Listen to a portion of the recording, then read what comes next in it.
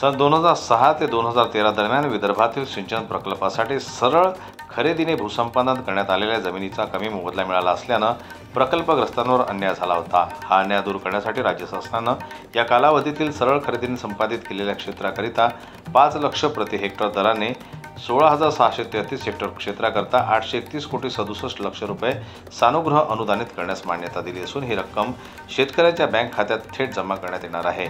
त्यामुळे प्रकल्पग्रस्त शेतकऱ्यांना खूप मोठा दिलासा मिळाला असून यापुढेही विविध शेतीविषयक योजनांचा प्रभावी अंमलबजावणीतून शेतकऱ्यांच्या जीवनात परिवर्तन घडवून आणणार असे प्रतिपादन मुख्यमंत्री देवेंद्र फडणवीस यांनी आज संत ज्ञानेश्वर सांस्कृतिक भवनात विदर्भ बळीराजा प्रकल्पग्रस्त संघर्ष संघटनेच्या वतीने आयोजित कार्यक्रमात बोलत असताना दिलं।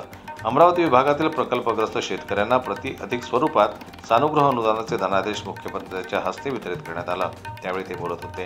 राज्याचे महसूल मंत्री तसेच जिल्ह्याचे पालकमंत्री चंद्रशेखर बावनकुळे, जलसंपदा मंत्री गिरीश महाजन, कामगार मंत्री खासदार डॉक्टर अनिल बोंडे, आमदार प्रताप अडसर, रवी राणा, केवल राम काळे, प्रवीण ताडे, राजेश वानखडे, उमेश यावलकर, संजय कुटे, श्रीमती डहाके, माजी आमदार प्रवीण पोटे पाटील तसेच विभागीय आयुक्त श्रुता सिंगल, जिल्हाधिकारी सौरभ कटियार, विदर्भ बळीराजा प्रकल्पग्रस्त संघटन संस्थापक तसाच अध्यक्ष मनोज चव्हाण मान्यवर यावेळी व्यासपीठावर उपस्थित होते।